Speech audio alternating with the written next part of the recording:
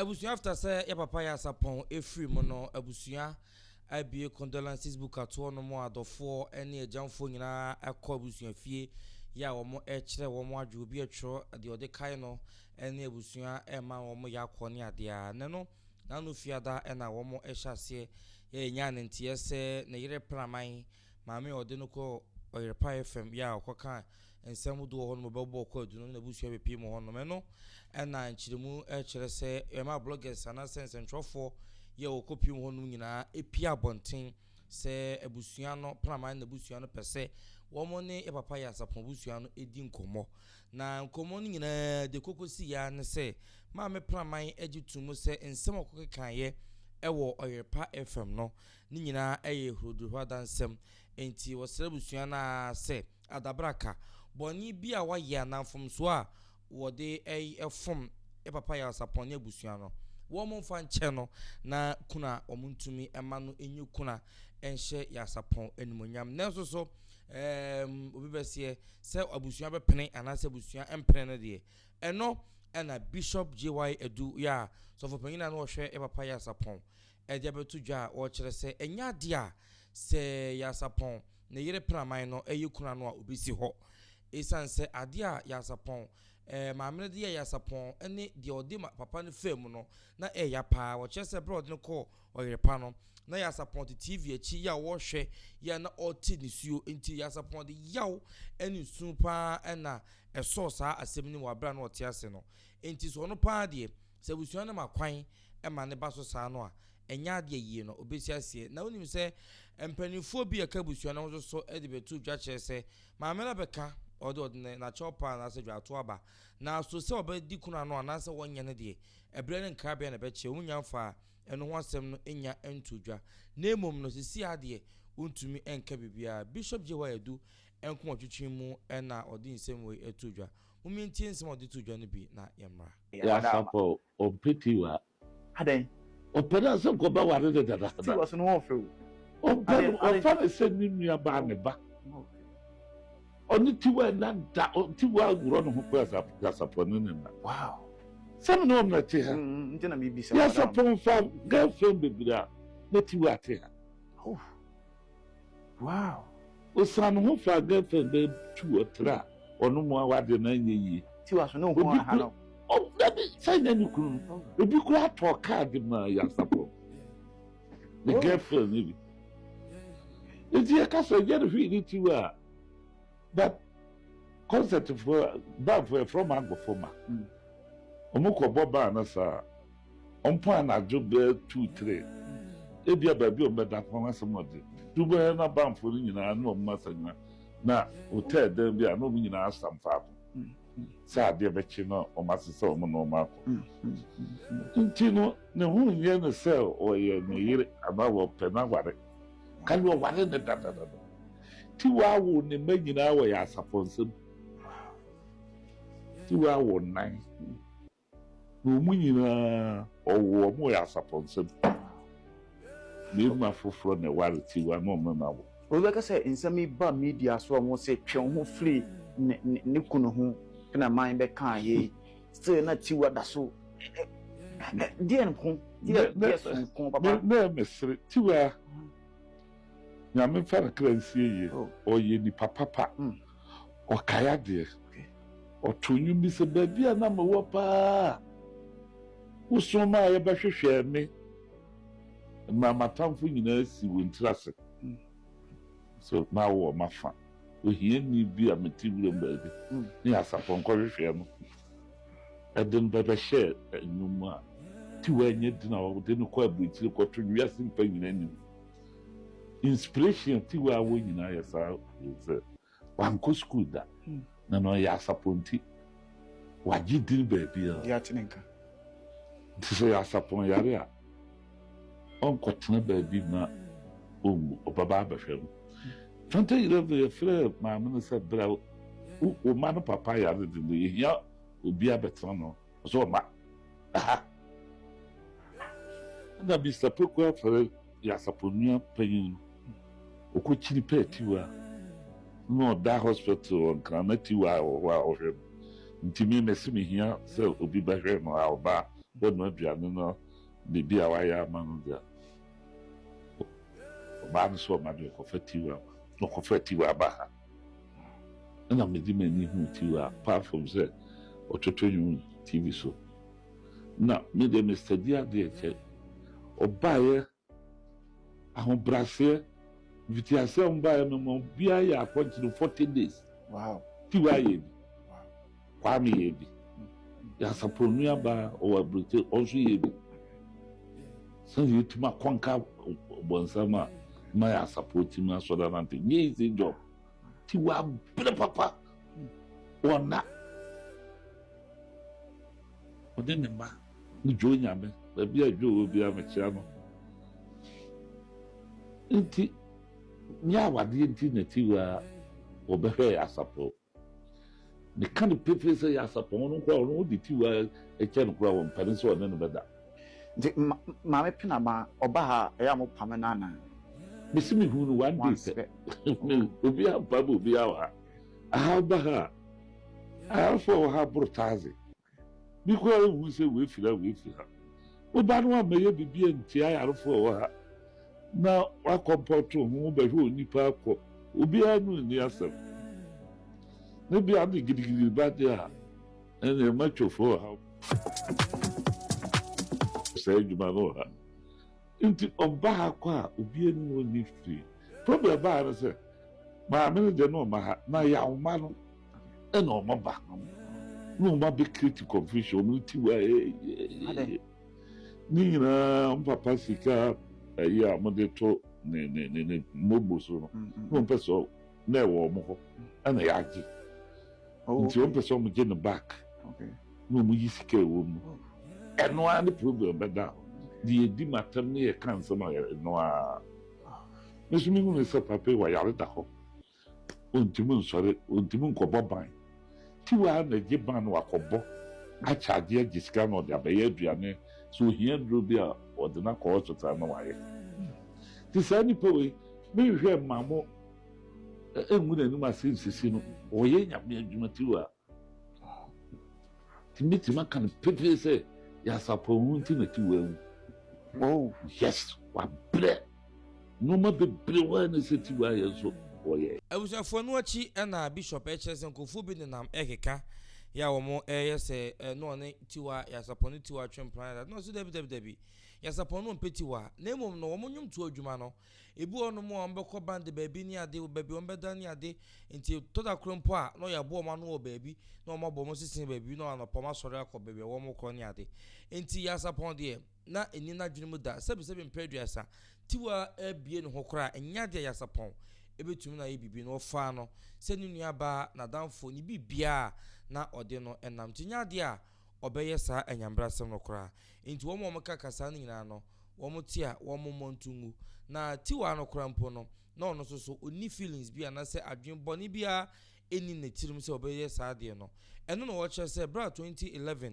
ya Sarpong eyare no omo ye se ma me praman no emra na wo mehwe na omehwe ya Sarpong wo ka kire wo plane se enya de obebe no nam so ema ya Sarpong ba panyin ko free tiwa se wo mra na omehwe ne papa emfa ema no tiwa so hwe bra wa bre ene ya Sarpong nam no so ama sabi yakopon edina drum pempen so se no a ontumi nyine man no ene nam so de kopie mu e wo bishop jewa ya dufia okoya ode ekoboa no enti so bitin chen no keka se e wo kokohwe no anase wo kokoboa no ene nam so ema na yirebo ne dua o se debi ma me praman no enya de a etisa anye duabo ena ekum ma mitiwa anase bibi etisa yinko tie san semi so de to dua no bi na yemra ya wa nware no enu ani no ba no buru no nua so okum ti da ya Sarpong so de nante ya dara na ga nu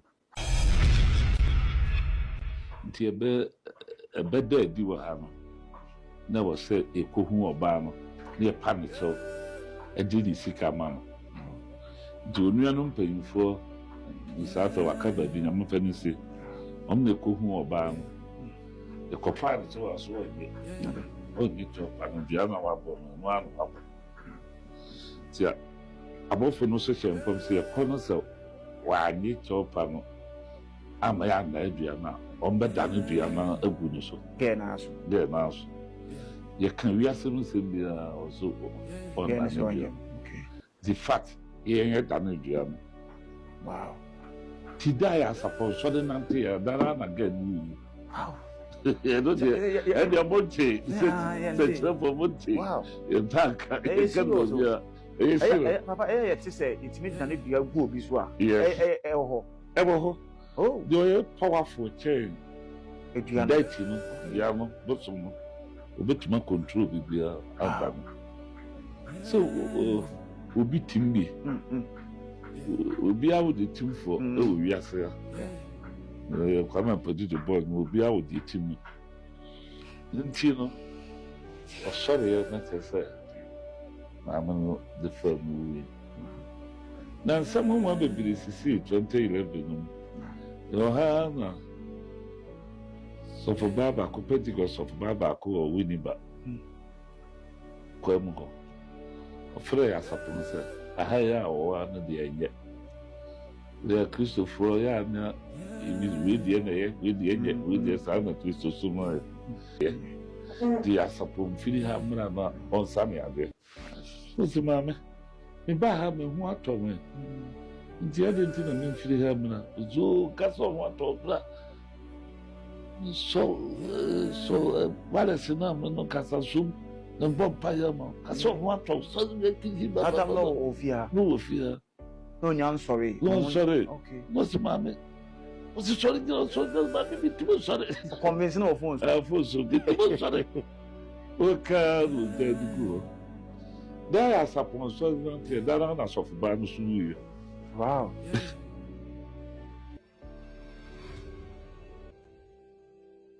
Ne kwakwamu na Bishop Jewa edu to Jan watch say Sarpong wonu wu ye no ankasa de. Eya baya bi ene boni dua odinensa na no to ne so se obeye ne ho ade e na enya amaso sa na abaya no ede ehu abufu ebo ya Sarpong dua. Na bra asem be pie ne nchen na omuhu ye eye komchine be 40 days ti wa ye bi ya Sarpong ye bi ene obo kwa bibi susu din so omu nyina ye bi no ene be pie mu se abaya na bo ya papa ya Sarpong dua enti omu ye so omu betu anamo no mahwe ama abaya no adane dua na so abaya na adane dua no enne nam so ema wo mo edane dua no edugu abaya no so ene omu de mpaebo nya komchina enti o chese da ya papa ya Sarpong sorry ye no sada no a ena maame no ewuye enti eno nkyere se sebi eye maame praman na boni dua na se debi nimum no ya Sarpong nya abaya bi tina ye sa abaya no eduabo no ene bubu ya Sarpong ede go from no. Oh, me makase mo man kwaso ndi kuna me ye me kwase. Eja adenja. Me. Ah, na dia wakoye ye o yire pa no nye asem papa wu. Me kan pepe se ya no wo hwe TV na de yire no gu na nim ase o yire pa. O suye fro na yare no san start. Viewers, let's continue. Ye ba kwa shock be pa say ye mame akopa cho say your kotsina radio so kan ye no. Enya no kure. Mo man kwa mani ni kuna. Chese. Kuna de me mpenso. Oh, me makase mo man kwaso ndi kuna me ye me kwase. Oh, eja adenja. Me. Ah, na dia wakoye ye o yire pa no nye asem papa wu. Me kan pepe se ya no wo hwe TV na de yire no gu na nim ase o yire pa. O suye fro na yare no san start. Ni ene na ya so de obeto no nyom ye bibia kama. Na sasa ni si ye pe ya ho anto no bio. O ma na ba o ma na tipo. O twin ho sa no lose the memory. Na se nyam krofo ni nime pa awade de me aye adwuma kase me ba me mo obi apo me nye obi yire me nkoye obi abon Ghana ni bia na obetima cancel mato no so. Over 55 years. Aye nya me dwuma kron. Na ma no de me kwatena ho na oguma ni ma se just like that. Ka de ene de. One bire yesika ma me ya wa mete yi. Min company kura bro 6. Min ton company ba ko kura se na menya. Ana sika no to top trogu ka mu boso me yesen. Me de one bire ye de. Na ede na okafa wo ho. Oso wo ye de wa ye de. Se me na maji ya Sarpong no maji sika no na me no mo acha di ti wa me no na acha sika de. Oh. Na men fa ya Sarpong ko hospital. And some of the adults bebru. Ya host no question no say ewura. Nya yare nyina na doctor tim so nka ya bebre seni. doctor for ya de pa me ma me do ne doctors ba me kan please say ya de nyina na doctor timisa yen so itimusa ya de no bi intino so ya sapon wo ho a oni wrong place onuanu me ye banya safo o mo meto ya sapon twini ba bi basa na de amunim so na moka ya sapon was special doctor 1 week bia oko review oko no ba yen so ya de enim ye de mano metiwe a doctor fo be bre ni me o me ni mi din sawo so doctor fo kwa ba o se bon doctor se yare a o mo wo ma so fiam me sa o mo yare enye kwache djuma na me yo we abusuafo iti wei ene ensema Bishop JY Edu ede abetudwa na amanfo bi ekeka obi eka ne de se ase Bishop ne nkomodie na se ne nchiremu no ya adoso ebi so se asem no ono na esi ne so pa nti wo so hwe na ono so ede bi etudwa MC ya ye boa onim se da lumba de ba ye okan bia nya adofo nya atamfo ono so de ne de aba bebom amankofo ye se na no MC ya ye boa se wonte ase se ma me ekwoso ase wa tena ho na wa meka bibia ema da de lumba ewu wieye ansa na ma me ekwoso ase wa be keka se da de lumba yesi enti wa tena honom ama da de lumba wo wi enya fei na obekeka nsem bia wasan de atudwa wo che se ma me praman ekwa okọ yire pa FM ekoso pa no keka nsem bebiri twitwa ntro ne ade nyina no eni hu kwan se busuama ne yikwan na ade ma me ne ye na nyiyi eno na social media no so nkofo bi si ewurai obi ba ye be kasa ya o se obi ye din o se wa anya ade obi ye be kasa so a o se nya sem foforo eka eni nkofo so pa no pa no yinti nsem odi tudwa o Peace FM so wa bra wo che na dwen de afama miti wa de no ho na yemra enti mehwe senia mama sapoma kotsena oyerepa Pinaman kotsena oyerepa, and like I said, it's one of the most impactful. Would you say is a life? What program will you categorize that to be? It's social program.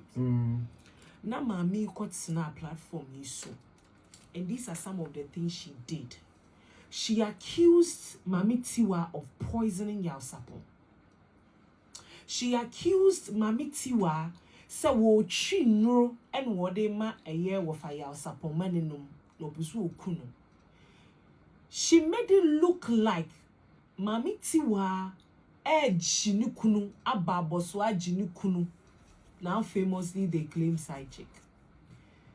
Enyuma bebreba Mami Tiwa ne papa Yaw Sarpong ye ninara. The woman reduced it to obi a woni obi twempna a wa bo aboso se wo ye den wo jimi kunu ene wa pamu miesi nchen enola de bia me kasa asem we say no matter what, some of the things that a man can never forgive is emasculate him.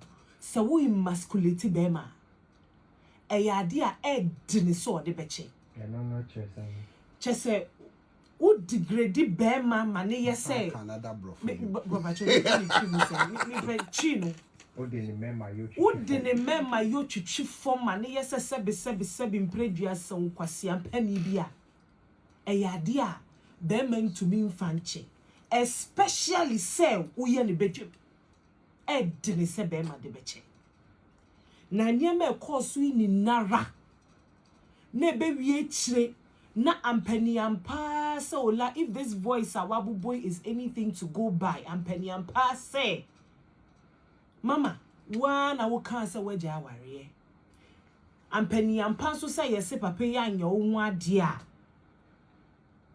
ena ampani ampa so say wo hoi kra mama Tiwa wo we papa kofa wo ba foforo so wo no pese oye ne ho ade a na enye Tiwa wo ede na waye etu ujidi ye pass anka papa etiase na ne ho ato na anka sa aboni wo betumi dia che, because he never got the chance to exonerate himself. So oba be yi ne ho ano na no wanya sa akwanya no mama Tiwa na ye friend wo oyerepa e na ono ne maame no exchange ebanta words na no echi mama oni pa etiase na wo yare a wo hia ne ho kafo sanko obeboa no mama utwi wani se wasori aware ase wom power ni bio amama ene se papa ya Sarpong ato a afi na wodi dwato koma abusuafo se wo be patcho se ye ma wonye kuna afi na akwa patcho se ye ma wonye kuna enti in this case apart from mama Tiwa na ye nim so yes some sort of caregiver Emma Pape there is another woman whom he had plans of marrying Penny ani nia be ma no e ka kire abusua no enti se kuna yo bi wo a onu na wasi e de ma no ebia no wanware no but akama mu ye wo bibi e fre no empena ware enti se kuna yo ebi wo a onu ne wasi e de ma no nam abusuafo senia me di kan se ade a be ma ntumi mfanche eni se wudi ne memma yo ebeye from na sebio wagu nanim ase wo bedwam eya na eto da bi abono no kra wa yempo na ogu nanim ase kra no kra edin na dia wonyeye na waka ato ne so se waye den waye obema bi ani wo betumi de saade no ache when you emasculate a man he will not forgive you enti se bema ne wu a menye sure say ni wo mu no o de sa abone no ebeche enti kuna yo no onyanye. It is not my kuna. But I am saying that the family should not allow her to do any kuna. Okay. And let her come and pay her last respect like a woman that had some life with Papa Sarpong and had children with Papa Sarpong. Se kuna yobi owa empena no ode no kwachire busua say ono no pes oba o pes o ware ni no ono ene wose e mani yekuna. Yeah, it is say na MCI yebo asoso edene de atodwa na nyi ono nkonkofo bebre do mo de abububum na MCI yebo de no mo so free say sade osi ekasa ekire na dwen de fa no ekire se ono no otenase a ofa asem no ankasa ba bebre na nya adwen isan say sade osi edi that lumba de achi ekan no na nkofo nim so be fa sa path na so na kire se wa ba ka say maame no ba oba bonte be kasa no wa ya ade pa isan se wose maame kwotwa se wa anya ade so otena hodin ye nhwe han e ma ne ba sa na ade na maame ne be kasa ya osase ene wa ka wa ba sa be ka no eno so onsan emfo so de na wo so wo eka e de fa ho aye ye ADUMASA TV medin de atesem hene kwaku e mamumo ene hwa enya ado ya kramo